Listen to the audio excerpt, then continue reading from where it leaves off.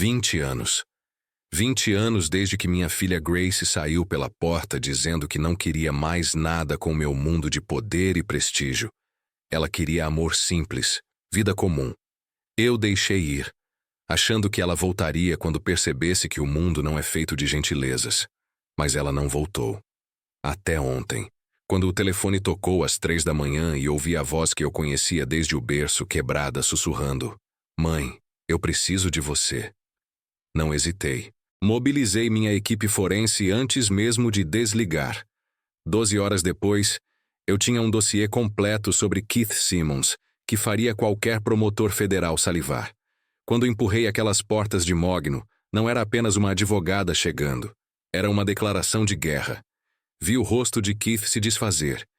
Vi Garrison Ford, aquele garoto arrogante que mal sabia fazer café quando trabalhava no caso Oracle, empalidecer. Eles acharam que Grace estava sozinha. Eles não sabiam que mexeram com minha filha. Caminhei pelo corredor sem pressa. Cada passo calculado. Deixei o silêncio fazer o trabalho primeiro. O medo é sempre mais eficaz quando você deixa a imaginação deles correr solta. Quando finalmente falei, foi como soltar a primeira peça de dominó. Desculpe o atraso. Estava arquivando algumas moções na Suprema Corte sobre suas finanças, Sr. Simmons. Levou mais tempo do que esperava para listar todas as suas contas offshore. A expressão dele foi deliciosa. O ar dentro do Tribunal 304 estava carregado. Eu podia sentir os olhos do juiz Henderson sobre mim, aquele misto de reverência e cautela que advogados de minha reputação inspiram. 20 anos construindo essa armadura. 12 vitórias na Suprema Corte. A Gavela de Ferro eles me chamavam. Hoje eu não estava ali como lenda. Estava ali como mãe. Coloquei minha pasta sobre a mesa ao lado de Grace. Não a abracei ainda. Negócios primeiro. Emoções depois. Aprendi isso da maneira mais difícil, perdendo 20 anos com minha filha, por colocar o trabalho em primeiro lugar. Mas hoje, trabalho e amor eram a mesma coisa. Catherine Bennett, anunciei ao juiz, minha voz preenchendo cada centímetro do tribunal. Sócia sênior da Bennett Crown and Sterling, Washington, D.C. Estou registrando minha presença como conselheira da ré. Fiz uma pausa, deixando o peso cair. Também sou a mãe dela. O silêncio que se seguiu foi absoluto. Vi Keith Simmons piscar. Confuso. Vi Garrison Ford deixar cair a caneta. Esse momento, esse exato momento, era pelo que eu havia esperado 12 horas intermináveis. Enquanto minha equipe vasculhava contas bancárias em Chipre e Ilhas Cayman, enquanto recuperávamos mensagens de texto que Keith achava deletadas, enquanto rastreávamos cada centavo que ele roubou da minha filha, eu visualizava este momento. A expressão no rosto dele quando percebesse que o jogo havia mudado completamente. Sentei-me ao lado de Grace. Senti sua mão tremer quando a toquei brevemente. Está tudo bem. Sussurrei apenas para ela. Ele acabou. E estava. Ele só não sabia ainda. Comecei devagar, como sempre faço. Deixei Garrison Ford se embananar tentando justificar sua moção de julgamento à revelia. Deixei Keith se sentir confiante por mais alguns minutos. Deixei o juiz se impacientar com as desculpas esfarrapadas. Então abri minha pasta. O primeiro documento caiu na mesa de Garrison com um baque surdo. O Sr. Ford alega que minha cliente não tem recursos. Comecei. Minha voz calma, quase conversacional. Isso agora é discutível. Além disso, o Sr. Simmons alega que os bens em questão são propriedade exclusiva dele, protegidos por um acordo pré-nupcial assinado há 7 anos. Vi Keith se endireitar confiante. Pobre tolo. Esse acordo pré-nupcial é blindado, Keith gritou. Ela não recebe nada. Ela assinou. Tirei meus óculos olhando diretamente para ele. Esse era meu movimento característico. Meus oponentes aprenderam a temê-lo ao longo dos anos. Sr. Simmons, disse suavemente, você sabe quem escreveu o modelo padrão para a cláusula de coerção conjugal usado no estado de Nova York? Ele piscou, sem resposta. Eu, continuei, Em 1998, redigi a legislação que define exatamente o que constitui coerção ao assinar um contrato matrimonial. Toquei o documento na mesa de Garrison. E de acordo com a declaração juramentada que minha filha forneceu esta manhã, você ameaçou matar o gato dela e cortar o acesso aos fundos do asilo da avó doente se ela não assinasse aquele papel na véspera do casamento. O tribunal explodiu em sussurros. Observei Keith desmoronar. Sua face passou do vermelho ao roxo. Isso é mentira, ele gritou. Ela é mentirosa. Permaneci calma. Também temos as mensagens de texto daquela noite, recuperadas do servidor na nuvem que você achou que havia apagado. Anexo C, Vossa Excelência. Cada palavra era uma faca, cada documento, uma sentença. Passei 20 anos aperfeiçoando essa arte. Destruir oponentes não com emoção, mas com fatos. Fatos frios, duros e irrefutáveis. Mas desta vez era diferente. Desta vez, cada revelação não era apenas uma vitória legal. Era justiça para minha menina. Era compensação por cada ano que passei ausente, construindo uma carreira enquanto ela crescia sem mim. Vi Garrison Ford suar. Vi suas mãos tremerem enquanto folheava os documentos. Ele era bom, reconheço, mas não era bom o suficiente. Ninguém era quando eu estava motivada. E proteger minha filha? Isso era a motivação definitiva. Vamos falar sobre finanças, continuei, virando-me para a galeria como se estivesse dando uma palestra. O Sr. Simmons afirma que seu patrimônio líquido é de aproximadamente 8 milhões de dólares. Uma quantia respeitável para um homem de seus talentos limitados. Vi Keith quase ter um ataque. No entanto, prossegui, puxando um segundo fichário mais grosso. Minha equipe de contadores forenses, que a propósito geralmente rastreiam financiamento terrorista para o Pentágono, passou as últimas 12 horas rastreando a intrincada rede de empresas fantasma que o Sr. Simmons estabeleceu nas ilhas Cayman e Chipre. Deixei o segundo fichário cair. Thud. Esse som. Eu vivo para esse som. O som de um caso fechado. Parece, Vossa Excelência, que o Sr. Simmons vem canalizando bens conjugais para uma holding chamada Apex Ventures há 5 anos. O valor total escondido não é 8 milhões. Me inclinei perto de Keith, meu rosto a centímetros do dele. Podia ver o pânico em seus olhos. Podia sentir o cheiro de seu medo. São 24 milhões. E como você falhou em declará-los na declaração financeira assinada sob pena de perjúrio esta manhã, me virei para o juiz, sorrindo. Isso constitui fraude criminal. Foi nesse momento que vi acontecer. O momento que toda advogada de divórcio aguarda. O momento em que o oponente percebe que perdeu tudo. Keith afundou na cadeira. Seu advogado caro, seu plano elaborado, sua confiança arrogante, tudo desmoronou em tempo real. Mas eu não estava satisfeita ainda. Antes de chegarmos à fraude, disse voltando para a mesa e colocando a mão no ombro de Grace, gostaria de abordar a questão da zombaria que minha cliente suportou em relação à falta de advogada. Pela primeira vez, Grace olhou para mim e sorriu, um sorriso genuíno, esperançoso. Meu coração, esse órgão que havia se tornado tão endurecido ao longo dos anos, se derreteu um pouco. Keith, disse, minha voz caindo para um tom conversacional, quase íntimo. Você zombou da minha filha porque achou que ela era fraca. Achou que porque ela é gentil, ela é indefesa. Confundiu o silêncio dela com rendição. Me virei para a escrivã. Que fique registrado que Grace Simmons agora está representada por Catherine Bennett. E eu não estou aqui para negociar um acordo, Sr. Ford. Olhei para Keith, meus olhos brilhando com uma luz fria e dura. Estou aqui para tomar tudo. A casa, os carros, o dinheiro escondido, a reputação. Vou descascar sua vida camada por camada, até que você fique com exatamente o que tentou deixar minha filha. Nada. O que se seguiu foi uma execução. Não há outra palavra para descrever. Chamei Keith ao banco das testemunhas. Cada pergunta que fiz foi projetada não apenas para expor a verdade, mas para humilhá-lo da mesma forma que ele havia humilhado Grace. Quando mencionei o apartamento em Miami, vi o choque no rosto de Grace. Ela não sabia sobre a amante. Não sabia sobre o berçário que ele estava construindo com outra mulher, enquanto ela chorava sozinha em casa após o aborto espontâneo. Sasha, disse o nome casualmente, como se estivesse comentando sobre o tempo. Keith tremeu.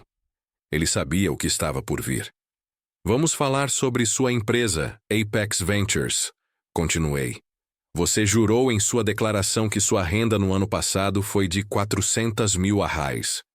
Está correto, Keith disse rapidamente. O mercado estava em baixa. O mercado estava em baixa. Repeti zombeteira. Me virei para o juiz. Vossa Excelência, tenho aqui registros bancários do First National Bank de Chipre. Eles mostram uma transferência eletrônica de 2 milhões de dólares entrando em uma conta controlada pela Apex Ventures, no mesmo dia em que o Sr. Simmons alegou que o mercado estava em baixa. Segurei um papel. E aqui está o comprovante de saque, senhor.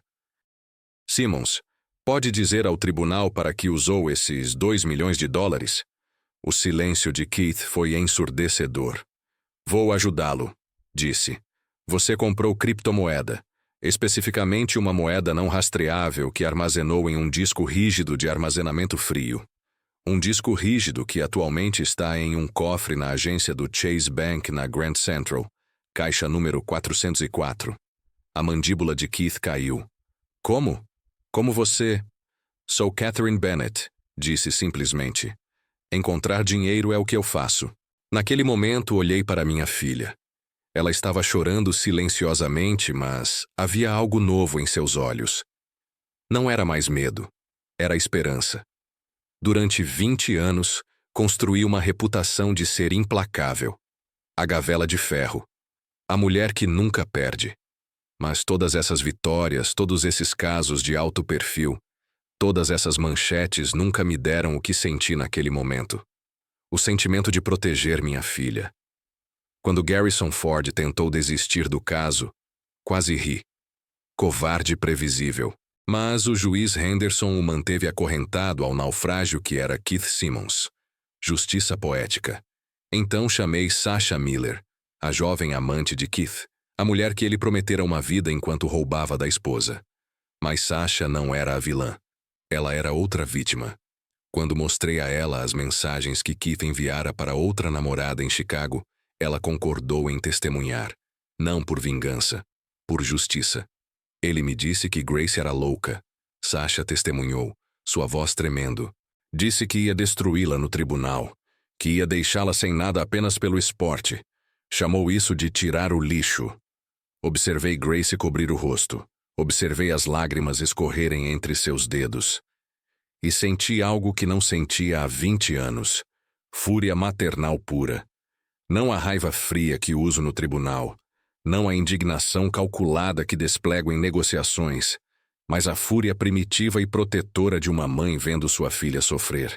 Quando o juiz Henderson emitiu sua sentença temporária, congelando todos os bens de Keith, concedendo a Grace a casa, referindo o caso ao promotor público para acusações criminais, senti uma satisfação profunda.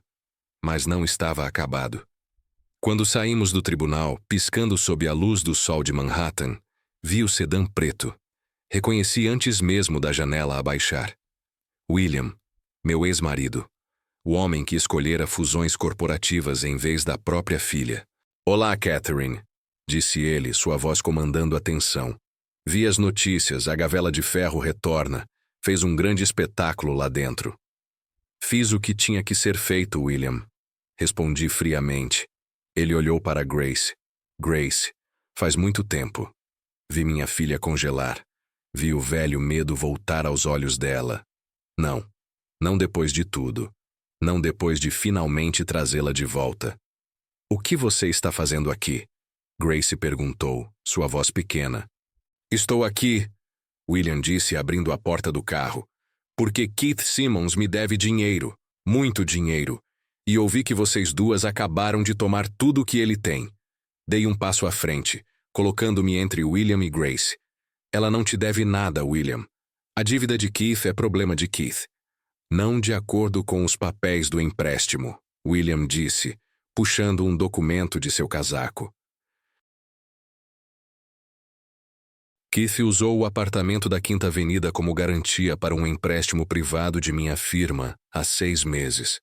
Se ele der calote, o que presumo que esteja prestes a fazer, aquele apartamento me pertence.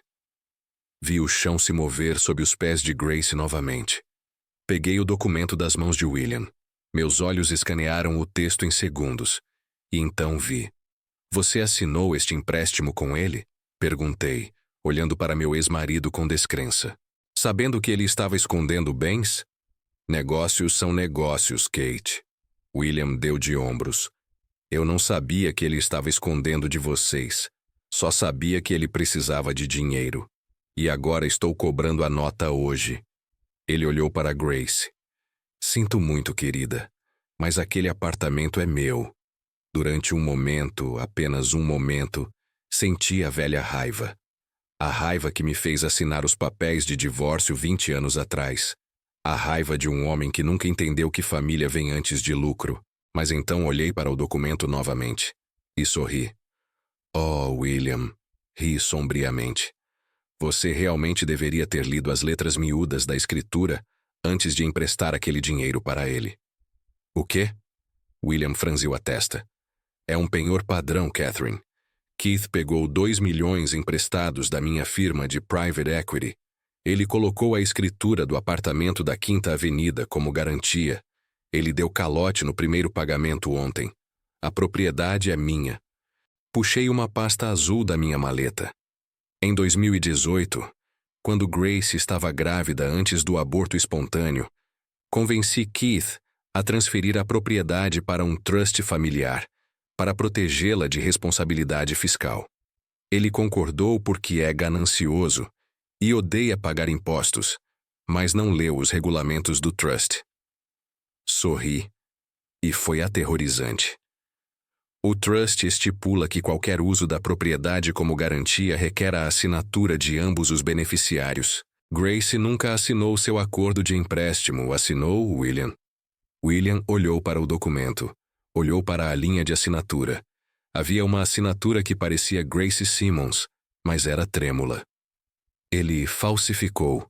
Grace sussurrou. Ele falsificou minha assinatura. Assenti. Exatamente. Então, William, aqui está seu dilema.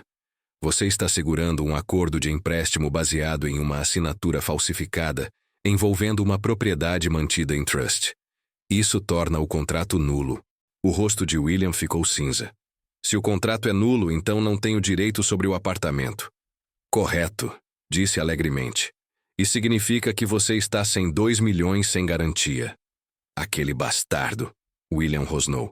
Ele me enganou. Enganou o próprio sogro. Enganou, concordei. E se você tentar despejar Grace, vou processar a Ironclad Capital por empréstimos predatórios e aceitação de documentos falsificados. Vou amarrar sua firma em litígios por tanto tempo que seus netos serão os que resolverão o caso. Me aproximei, minha voz caindo para um sussurro. Ou você pode fazer a coisa certa pela primeira vez em sua vida miserável. William olhou para Catherine, depois para Grace. Ele viu a mulher adulta que sua filha havia se tornado. Viu a força em seu maxilar, uma força que ela herdara da mãe, não dele. O que você quer? William perguntou. Vá embora, disse. Vá atrás de Keith pessoalmente pela dívida. Penhore seus salários, pegue seu relógio, não me importo. Mas o apartamento fica com Grace. Fiz uma pausa. E você pede desculpas a ela. William hesitou. Era um homem orgulhoso, mas também um homem de negócios que sabia quando havia sido superado. Ele suspirou. Virou-se para Grace. Grace, disse, sua voz rouca. Eu não sabia sobre a falsificação. Não deveria ter feito negócios com ele. Sinto muito. Grace olhou para o pai. Anos atrás, ela teria implorado por sua aprovação. Agora sentia apenas uma piedade distante por ele. Tudo bem, pai, disse suavemente. Você pode ir agora. Tenho um almoço marcado com minha advogada. William acenou uma vez, rigidamente. Entrou no carro. A porta bateu e o veículo se fundiu ao trânsito, desaparecendo na cidade. Observei-o ir embora, depois limpei as mãos como se tivesse acabado de tirar o lixo. Bem, disse, virando-me para Grace com um sorriso caloroso e genuíno. Está resolvido. Agora sobre aquele almoço. Estou faminta e acredito que temos 20 anos de conversas para colocar em dia. Grace olhou para mim. A mulher que ela havia temido, a mulher de quem havia fugido, acabara de salvar sua vida. Grace deu um passo à frente e envolveu seus braços em torno de mim. Fiquei rígida por um segundo. Não estava acostumada a abraços, mas então relaxei, abraçando minha filha de volta ferozmente. Senti sua falta, mãe. Grace chorou em meu ombro. Eu sei, sussurrei, minha voz grossa de emoção. Também senti sua falta, querida. Não vou a lugar nenhum desta vez. 3 meses depois, a galeria em Chelsea estava lotada. A exposição se chamava Renascimento. Fiquei em um canto, observando minha filha brilhar.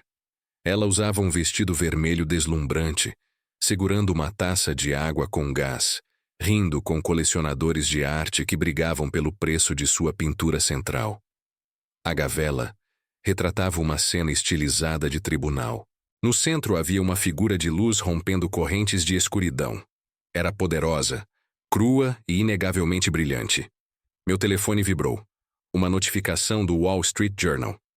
Executivo desgraçado Keith Simmons condenado a 5 anos por fraude eletrônica e apropriação indébita. Havia uma foto de Keith. Ele parecia terrível.